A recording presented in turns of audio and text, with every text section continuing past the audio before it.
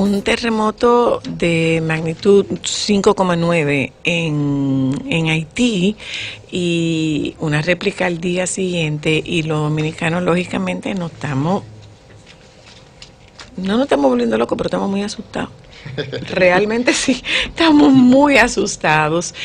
Vamos a enterarnos, nos asustamos, sobre todo porque después hay gente que es desaprensiva y comienza a mandar notas de voz de que si viene un terremoto y que no sé cuántas otras cosas para generar un nivel de pánico en la población. Vamos a hablar con Javier Rodríguez, director del Observatorio Sismológico Loyola, para que nos explique. Nosotros tenemos que volvernos locos, ¿es verdad? ¿Qué fue lo que pasó con Haití? ¿Por qué lo sentimos nosotros tanto aquí? Es un poco revivir lo que ocurrió en aquel enero. Sí, Sheila, muchas gracias. Buenas tardes. Buenas. Aló. Muévaseme un poquito. A ver. Lo oigo muy mal, lo oigo entrecortado. Se me está moviendo. Bien. Y eso... No, vamos a llamarlo nuevamente. Sí, porque es que hubo gente que se dedicó a mandar notas de voz y a poner a la gente histérica y a generar un pánico en la población, una población que de por sí se asusta bastante. Aló. Lo escucho ahora, vamos a ver. Bueno, Zoila, pues mira, pues sí, y tiene mucha razón, la verdad es que entendemos los dominicanos, porque no estamos acostumbrados a los terremotos. El periodo de recurrencia de los terremotos grandes, a veces pasa los 100 años, los 200, hasta 500 años, que no sucede un terremoto, pero el ciclo de vida de los humanos es de 70 a 100 años, de manera que pueden haber generaciones que nunca han vivido un terremoto. Y de hecho, el último gran terremoto que tuvimos en nuestro país fue el de 1946, cuando incluso generó un tsunami en la bahía escocesa, sobre Matanza. En Matancita, ¿no? Ajá. Y ahí, bueno, pues entonces, ¿quiénes se recuerdan de eso? Personas que ahora mismo tienen que tener 90 años, 86 años, que eran muy jóvenes, recuerdan ese evento, ¿no? Pues entonces, hemos vivido el de Haití, pero el de Haití, vamos a decir que fue un terremoto bajito en profundidad, de magnitud 7, muy localizado en Puerto Príncipe, donde sufrió una gran población que vivía en el valle, no así todos aquellos que vivían en las montañas y que tenían edificaciones sobre roca. Entonces en Santo Domingo se sentiría, pero no hubo daño. Fíjense que el terremoto de magnitud 7 del 2010 apenas se sintió en Santo Domingo, bueno, se sintió, pero no hubo ningún daño ni siquiera cerca de la frontera, ni de Imaní para acá. Bueno, pues eso es lo que ha pasado. Entonces ahora, pues tuvimos un terremoto de magnitud 5.9 al lado de la isla de la Tortuga, que queda frente a Port de Paix. Ahí justamente en el 1842 ocurrió posiblemente lo que ha sido el más grande terremoto histórico que hemos tenido nosotros en la isla, ¿no? Acuérdese que en ese entonces incluso se le llama el terremoto de la independencia, porque en esa época pues el país estaba invadido, bueno, estaba ocupado por los haitianos. La tropa de Boyer, de Juan Boyer, pues estaban en Santo Domingo, y entonces cuando ocasionaron todos esos incendios, esos desastres, los saqueos que ocurrieron en Cabo Haitiano, en Port de Paix, tuvo Jean-Pierre Boyer que coger recursos que tenía aquí de su milicia en Santo Domingo, abandonó parte de la isla oriental para sofocar todo eso que estaba sucediendo con ese terremoto. Por eso se le llama que el terremoto de la independencia, porque apoyó que los trinitarios aquí aprovechasen esa debilidad de las fuerzas militares que abandonaron la parte oriental y se fueron a defender allá todo lo que estaba sucediendo en la parte norte de Haití. Ese fue un terremoto que se sintió en Santiago, incluso el curso del río Yaque del Norte cambió de dirección. Fue un terremoto grande y se cree, aunque en esa época no había sismógrafo, porque ahora tenemos mucha instrumentación, se cree que fue ubicado sobre la misma falla septentrional. Este que ocurrió el pasado fin de semana, ¿es en la misma falla del terremoto de enero? del terremoto, perdón, el de enero del 2010 fue sobre la falla Enriquillo. La falla Enriquillo es una falla que viene desde la península sur, viene desde Jamaica, pasa por el mar, se mete en la península sur, la península Tiburón de Haití, le pasa entre Petionville y el pueblo de Puerto Príncipe, viene sobre Jimaní, pasa por el lago Enriquillo, por la isla Cabrito y muere ahí. Ya muere ahí esa falla. Esa fue la del terremoto de Haití. Esta falla viene desde el sur de Santiago de Cuba, en Oriente, ¿no?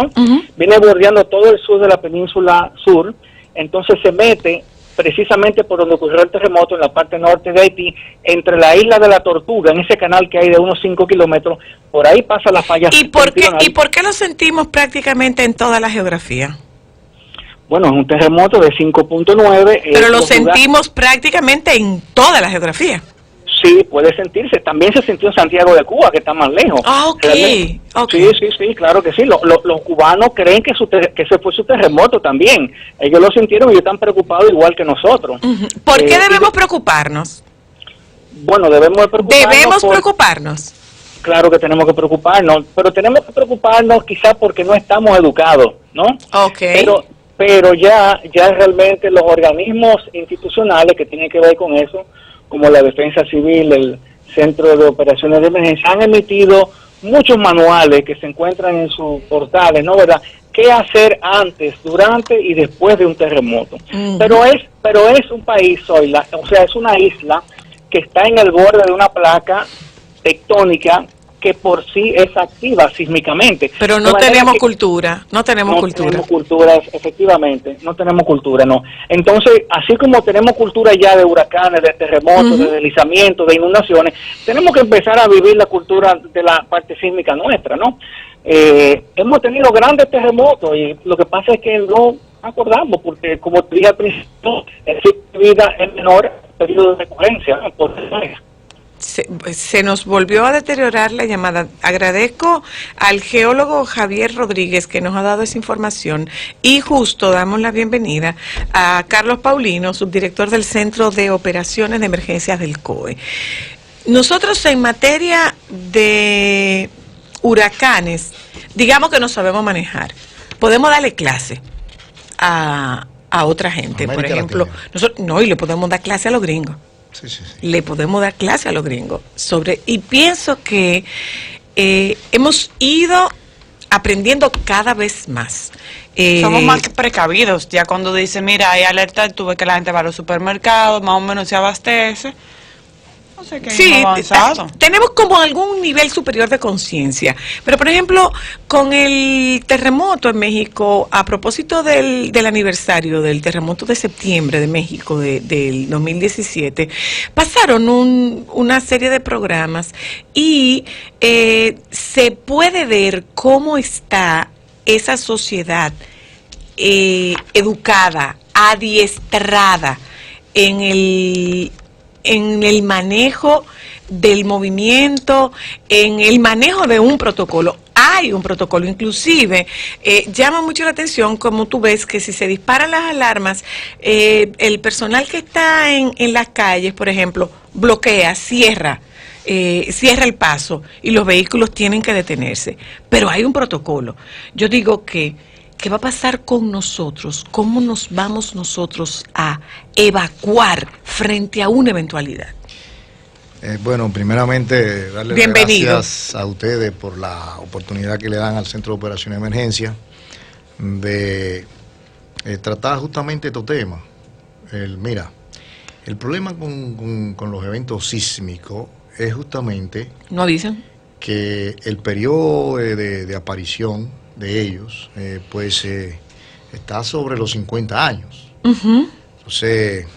Entonces, hay mucha población que desconoce causa y efecto de cómo se manifiestan este tipo de eventos adversos y más que ello, cómo responder de forma adecuada cuando se manifiesten, que es lo que nosotros le llamamos la subestimación de la amenaza. O sea, la gente subestima. Como nunca ha vivido uno, como nunca ha pasado, pues nunca va a pasar.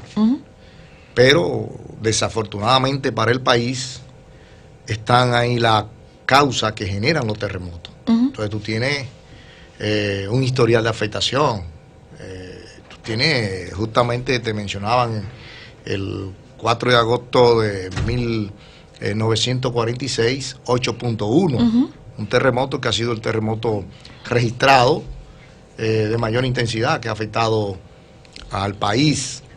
De hecho, genera un tsunami que penetra 1,5 kilómetros. Borró Matancita. Ahí en Matanza, lo que hoy le llaman María Trinidad Sánchez. Entonces, ese periodo de tantos años... No, en Matancita. María Trinidad Sánchez es la provincia. Matancita es el pueblito, el pobladito que se lo llevó. Sí, pero lo que ocurre era que en ese entonces se llamaba Matanza. La provincia. Luego ¿la provincia se llamaba Matanza? Sí, luego del terremoto, entonces, el presidente de ese entonces le cambia la ciudad de Matanza y hace 200 viviendas donde está hoy, y le cambia el nombre de Matanza a María Trinidad Sánchez. Eso mismo ocurrió con el terremoto de 1501-2 ahí en la ciudad de La Vega. Sí. Recuerden, el Santo Cerro, Pueblo Viejo, era donde estaba la ciudad. A raíz de ese gran terremoto, entonces los cambian a la otra orilla del río Camus y la trasladan la ciudad de La Vega. Pero tú también tienes en los años 1736, 38, ocurrieron también grandes terremotos aquí en el sur del país, y donde está Pueblo Viejo de Asua. O sea que sí tenemos historial. De Asua, justamente eso fue devastado por un tsunami también. Sí tenemos. Claro, entonces hay un historial. Entonces, ¿cómo nos preparamos? Pero además de eso, pero para que veamos un poco la contextualización. Es que tenemos poquito tiempo. Bueno. ¿Cómo nos preparamos para eso? ¿Hay simulacros? Sí. ¿El COE va a comenzar a hacer simulacros? Bueno, el COE ¿hace simulacros? El COE no va a comenzar. El COE tiene toda una literatura preparada sobre qué hacer antes, durante y después de un terremoto, pero además una guía educativa que yo acabo de pasársela, para educar, porque el problema fundamental nuestro es un problema de educación. Entonces, la única forma que nosotros podemos cambiar actitudes y conductas es justamente a través de la educación. Por supuesto. Pero a través de la educación formal. Porque si ustedes se fijan, los niños aprenden matemáticas, aprenden ciencias naturales, aprenden física, porque la ven todos los días y también hacen tareas sobre ella y se examinan. Sin embargo, aquí no ocurre eso con el tema de la gestión de riesgos. A los niños muy poca práctica, muy poca tarea lo ponen que hagan sobre el tema de la gestión de riesgos. Entonces, el caso de México... Yo recuerdo cuando el terremoto de Haití, comenzamos a hacer simulacros y charlas y se marcaron las rutas de evacuación, pero ya. Bueno, porque se acabó. Porque justamente ahí está el problema fundamental de la población nuestra, o sea, un problema reactivo. Es reactivo, no preventivo. Desde que tiembla la tierra, la gente empieza a llamar desesperada al COE para que le den charla, para que le hablen del terremoto. Sí. Y algo que yo siempre digo en los medios de comunicación, es que los medios también tienen un papel fundamental en esto de desarrollar una cultura de prevención a través de la educación comunicacional. Entonces, de hecho, se trata de formar conducta colectiva. Entonces, ¿qué más propicio es utilizar los medios de comunicación para desarrollar e iniciar a la población en esa cultura? Porque hablaba de México, pero también Chile. En Chile se han registrado históricamente ¿Y qué ha pasado? los terremotos más fuertes del mundo. ¿Y qué ha pasado? En Chile. Sin embargo, hay toda una cultura, una educación que ellos han desarrollado, pero a través de la educación formal. O sea, los niños... No ocurrió con Indonesia. Correcto. No pasó con Indonesia, porque, o sea, ¿cómo el mundo se enteró de lo de Indonesia?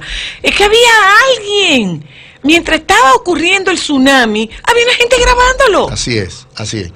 Pero, sin correr por su vida. Correcto, pero algo importante, por ejemplo, te decía Chile y México. Y México. Están desde kinder los niños y las niñas haciendo simulacros en los centros educativos privados. Y tiene su protocolo. Y tiene su plan de contingencia para terremotos, para trabajo, pero también tiene su plan familiar. Exacto. Cada familia. Ahora, hay todo un programa curricular en esa materia. Entonces, por eso logran los niños aprender a defenderse frente a este problema. Contrario a lo que ocurre acá en nuestro país. Yo siempre le pregunto ¿Y acaso ustedes como periodistas o comunicadores sociales han ido al colegio a preguntarle que a dónde está el plan que ellos tienen de emergencia? De evacuación. O el plan de contingencia para terremotos. ¿Lo han revisado ustedes? Ese plan junto con la dirección del colegio.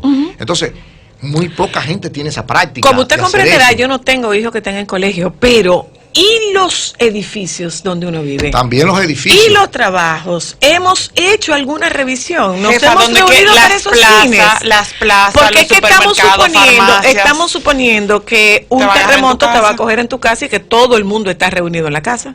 Así es. Como si se pudiera programar. De hecho, aprovechando que hablaste de casa, justamente nosotros recomendamos que las familias tienen que hacer 2 simulacros, mínimo al año. Al año. 2 simulacros con la familia.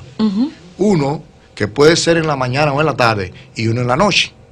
¿Por qué se recomienda uno en el día y uno en la noche? Bueno, porque evidentemente que en la noche, las condiciones son distintas. Las condiciones son totalmente distintas.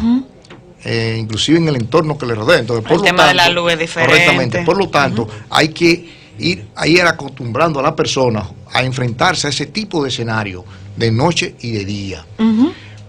Pero ¿cuál es la ventaja de estos simulacros? Justamente son un excelente instrumento educativo para modificar la conducta y adaptar al individuo a escenarios casi similares de si ocurriese el terremoto. ¿Ustedes están haciendo estos simulacros públicos frecuentemente, que la gente pueda enterarse y participar? Definitivamente que sí. No sé si ustedes conocieron dos ejercicios de simulacro de terremoto que lo hicimos justamente en la provincia de Santiago y uno en Puerto Plata, por ser estas 2 provincias de las más afectadas, de la más propensa a sufrir terremotos. No, y además hubo una afección. Porque sobre todo ahí cruza la falla que generó el 5.9 en Haití. Llega esa falla, la septentrional, porque la septentrional penetra el país y muere ahí. Por donde está la bahía de Manzanillo. Continúa entre la cordillera septentrional y el Valle del Cibao y sale por la bahía de Samaná. Sale al mar otra vez por ahí. Se nos terminó y el esa tiempo, falla señor tiene un potencial para producir terremotos por encima de 8 grados en la escala de Richter. Y él habrá venido a que uno se sienta tranquilo. Entonces, o no se siente intranquilo. Hay que prepararse. Y sobre todo, recuérdense ustedes que nosotros estamos en el borde de interacción de las 2 placas, tanto de la Norteamérica y la de Caribe, que va en el Atlántico. Nosotros como isla estamos en el borde de esa interacción de esas 2 placas. Hay que prepararse y hay que educarse. Definitivamente hay que educarse, hay que prepararse, hay que estudiar y no tenerle miedo a los terremotos. Por lo que hay que preocuparse por aprender de ellos y buscar información sobre ellos, cómo se manifiestan. Bueno, yo no sé cómo se manifiestan, yo me llevo la guía que usted me acaba de dar. Gracias, muchas gracias por haber venido a compartir con nosotros este tiempo.